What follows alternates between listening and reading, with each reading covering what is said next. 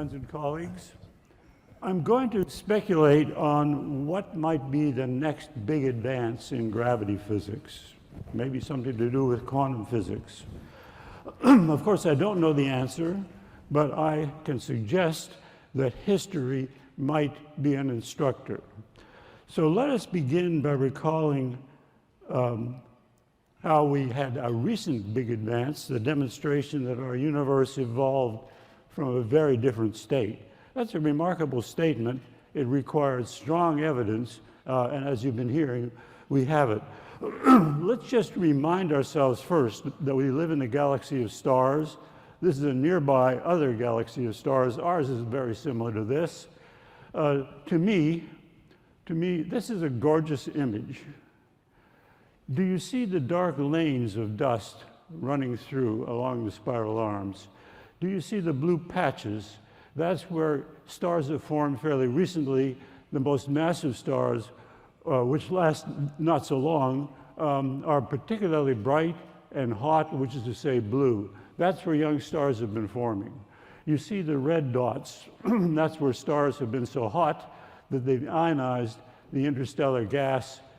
The gas is largely hydrogen. The red line is a prominent line of hydrogen when it recombines. You see a yellowish glow toward the center. Under different contrasts, you would see that that yellowish glow covers the whole galaxy. It's the light of some 1,000 million planets similar to the sun. Astronomers tell us that in our part of the galaxy, there are at least as many planets going around stars as there are stars. That is to say, in this galaxy, there are some 1,000 million planets around stars on which wonderful things are happening. And given that this galaxy is about 10 million light years away, we can be very sure all of those wonderful things will never be seen by the human race. Wow. Here is the distribution of galaxies across the sky from a survey from quite a long time ago, the nearest million galaxies. What do you see? You see in the middle a very compact knot of galaxies, a cluster of galaxies. We often talk about galaxies of stars. That's a galaxy of galaxies. But the other thing you see is that the Compy distribution is about the same everywhere. That notion that the universe is the same everywhere occurred to Einstein a century ago. He had no right, on the basis of evidence, to say this, but he felt that a logically constructed universe would be the same everywhere, apart from minor irregularities. The irregularities are perhaps bigger than he had expected, but that's the way it is. So here, 1930, Professor Willem de Sitter, director of the Leiden Observatory in the Netherlands, was captured by Einstein's idea. He gave us an illustration of what Einstein had in mind. Imagine that instead of living in a world with 3 dimensions, we live in a world with 2 dimensions, the surface of that balloon. Do not ask yourself what's outside the surface. You don't live there. Your world is on the surface. There are galaxies here and there. The artist didn't do such a good job. Imagine sitting on a galaxy. You look around you. No, I used to be able to. Why isn't this? Oh, this thing. Yeah. Okay, you're on a galaxy. You look around you. You see the other galaxies moving away from you. Another cautionary remark. These galaxies are not expanding. You and I are not expanding, apart from the usual biological effects, right? But the galaxies are moving apart. Sometimes people say, oh, space is expanding. I hate the thought, because it's not right. Nothing is pulling us, dragging us apart.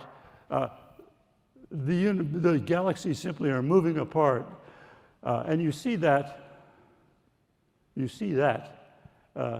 Any observer can look around and see that the other galaxies are moving away as if the universe was expanding, and it's expanding away from me. But you go to another galaxy, you see the same thing. Everyone sees this same effect. The galaxies are moving away from me.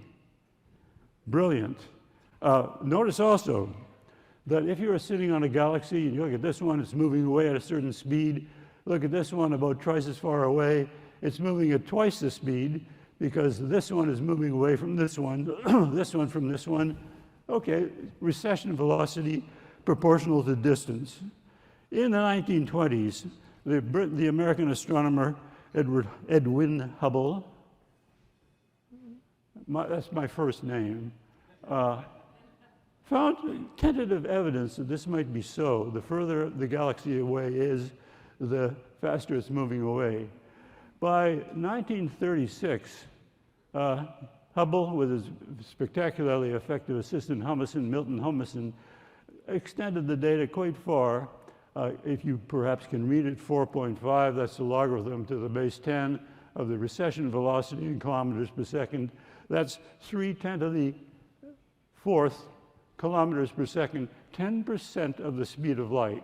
It is impressive to me to think that when I was 1 year old, astronomers had observed the expansion of the universe going as fast as 1/10 the speed of light. When I was already retired, 2006, we got the next factor of 10. It's partly the way science is done. Sometimes there are bursts of advances. Sometimes the advances are very slow. You just can't tell. It depends on technology and many other factors. Anyway, this certainly looks as though we have an expanding universe. But if you wanted to make a really solid case that the universe really did expand from a dense state, then you require more evidence than this. We are fortunate to have evidence. The universe is filled with a sea of radiation, wavelengths around 1 centimeter, very smooth. And the original thought back in the mid-1960s was that maybe this early universe was not only dense, but hot.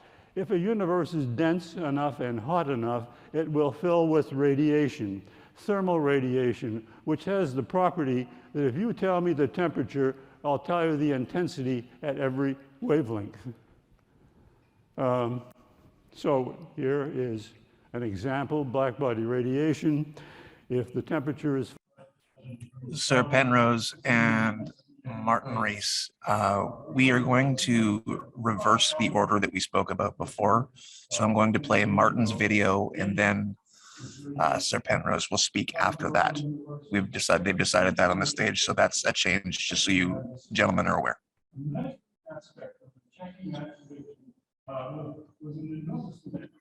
If you can just give me a thumbs up if you can see that. Great, thank you. Thank you.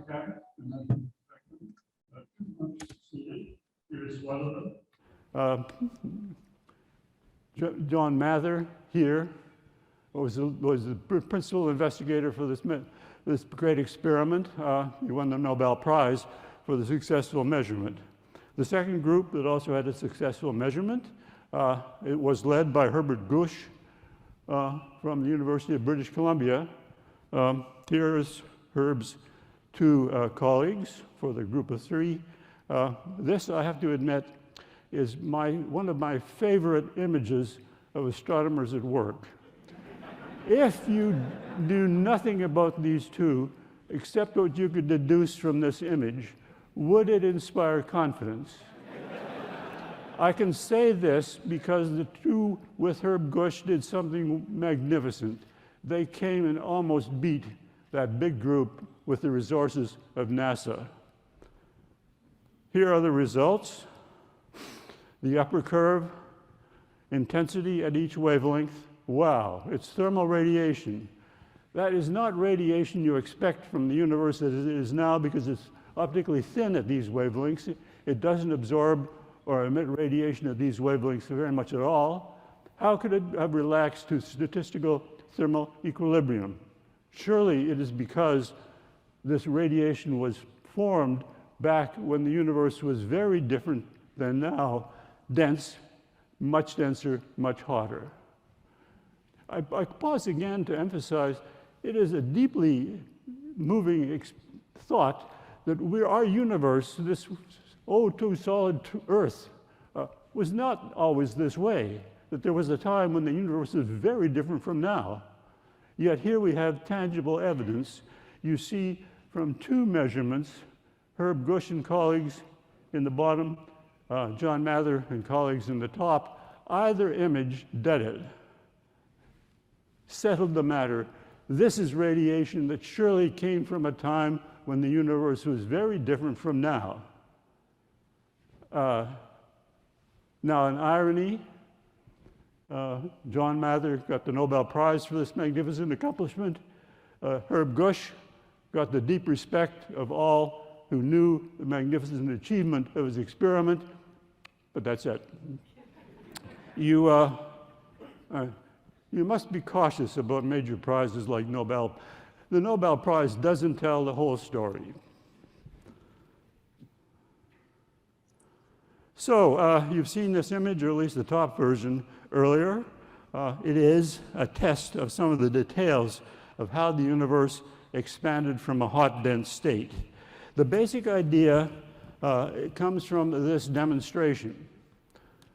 I have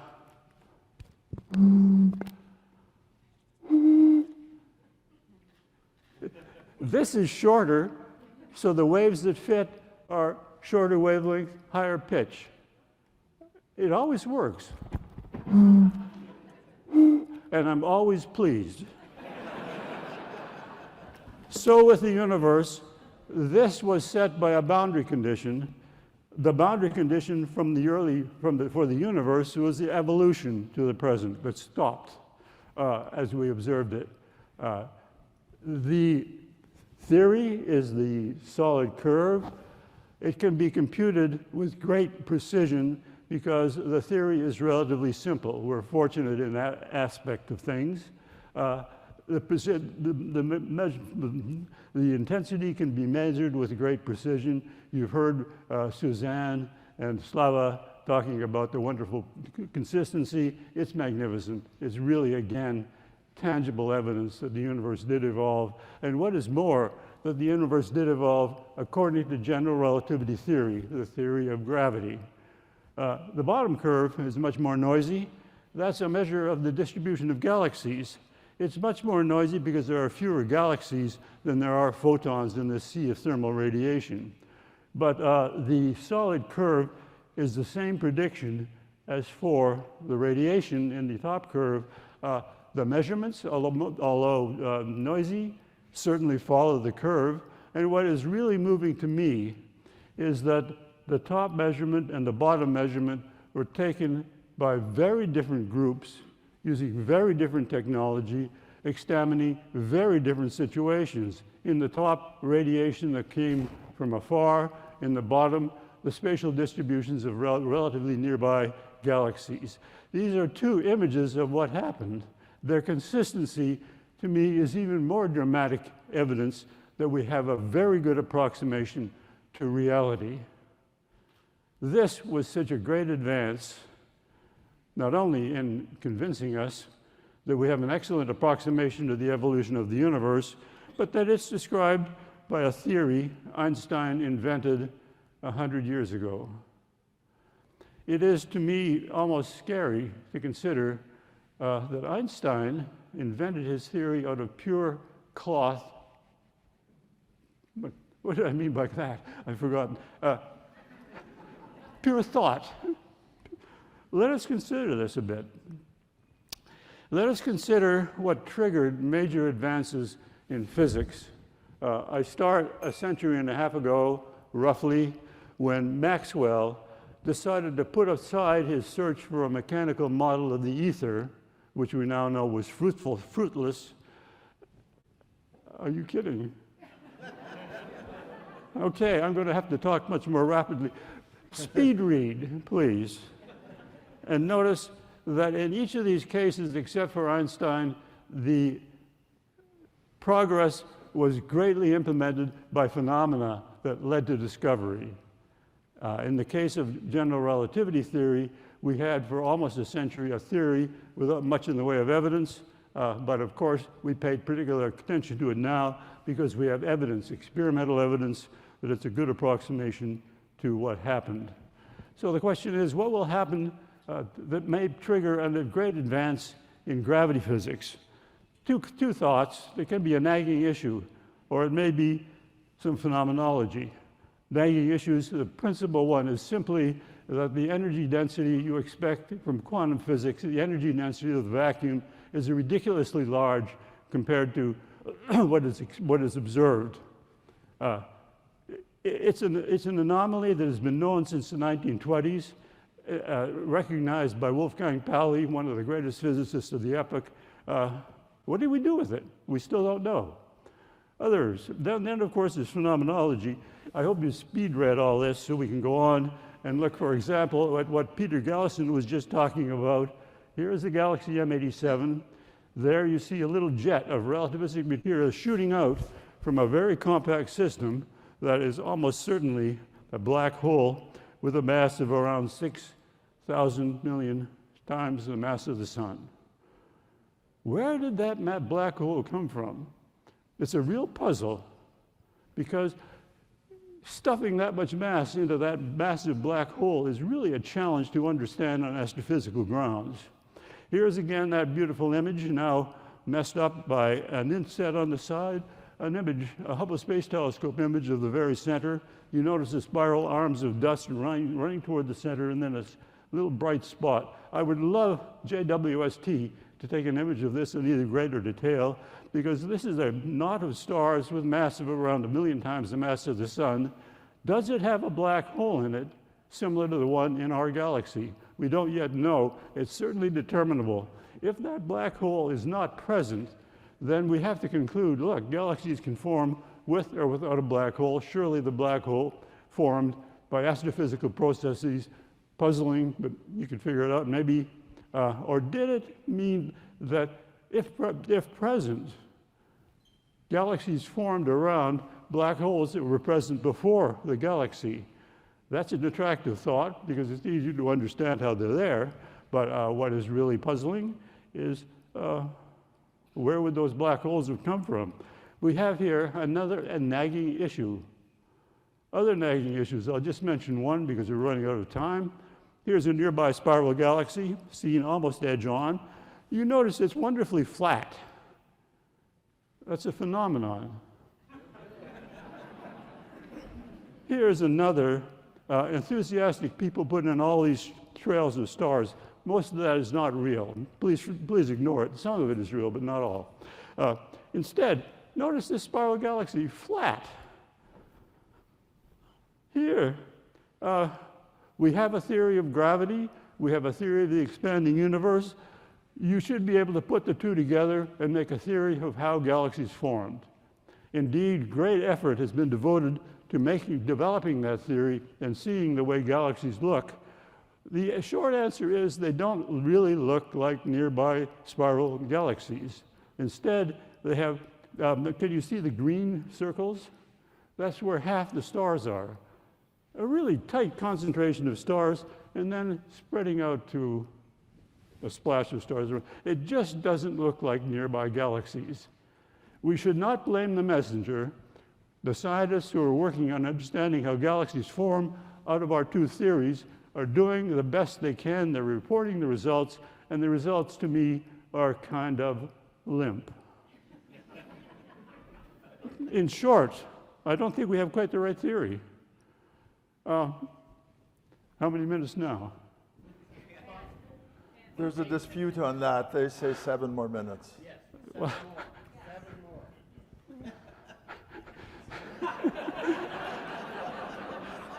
more. He grew up in North Kildonan.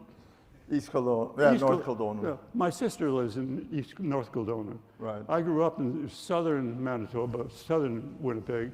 We always thought the North Dakota kids were really rough. But you're a smooth character. Yep. Okay. This is a map of the nearby galaxies. Out to a definite distance, they're of 3 forms. The big circles are massive galaxies. The big red circles you can perhaps make out here and there. Smaller red circles are slightly less massive galaxies, all the black dots are less massive galaxies again. Marvelous picture. This is the way the universe is made. It's in clumps and patches. But what is particularly surprising, I think, within our standard idea, is that this big galaxy looks like an ordinary spiral galaxy. It's in a low-density region, but it doesn't look like that it had any harm in its growth and formation and development into a lovely, beautiful spiral. That's not what you expect under standard theory. Again, there's something wrong with this. And here, again, you notice this dead, almost dead region. Look at all this. This is a large part of the volume of our nearby world, and it contains two dwarf galaxies, this one and this one. This one has been studied to some extent. Here it is. It's just a little bubble of stars, but you know, it has hydrogen around it, atomic hydrogen. The hydrogen can be measured because it emits a 21 centimeter line, and here is the shape of that distribution around that galaxy. Now, the odd thing is, you see that the lines of constant density of stars are tilted up to the left. This rotation is tilted up to the right. This is not a long-term steady-state solution. This galaxy, apparently in wonderful isolation, has somehow been disturbed. What disturbed it? What is more, one thinks it has an answer, but it's to be discovered. In the theory, the standard theory, with all of our best knowledge, this region has a density of matter that's 10% of the mean. The density of stars is way below that. Why is it so empty? And why are there two dwarfs in there, each of which is somewhat curious? I've mentioned the curious nature of KK246. The other guy is curious because it doesn't have much atomic hydrogen around it. Again, it looks disturbed. I keep popping up. It's good to see you again. What do I have left? Oh, wait. Well, another effect. 30 years ago, a radio astronomer, Peter Shaver, another Canadian, noticed that at a distance where the galaxies are the distribution of galaxies is more or less averaging out, you see clumps, but it's more or less, the clusters of galaxies are distributed along a plane. This is a distorted map of the sky. This line is a plane. It is the plane in which are concentrated the nearby galaxies. Why in the world are the clusters of galaxies all close to the plane of local concentration of galaxies? These are much further away. Why did they line up so neatly? We have a lot more data now, and this just shows an example. Here is the distribution of angular distance from this plane of nearby galaxies. And the red line shows the distribution you'd expect if these radio galaxies were distributed and clusters of galaxies were distributed more or less with the ordinary galaxies. Instead, you see that the radio galaxies, one of these histograms, and the clusters of galaxies are concentrated to a plane. Why in the world is this? The one common feature we see is that radio galaxies depend on massive black holes, and clusters of galaxies tend to contain really massive black holes, as in M87. What's going on? I don't know. But I'm hoping that we'll find out one day, and in the process, maybe arrive at a great new advance in unifying our theory of gravity and our theory of quantum physics. Thank you.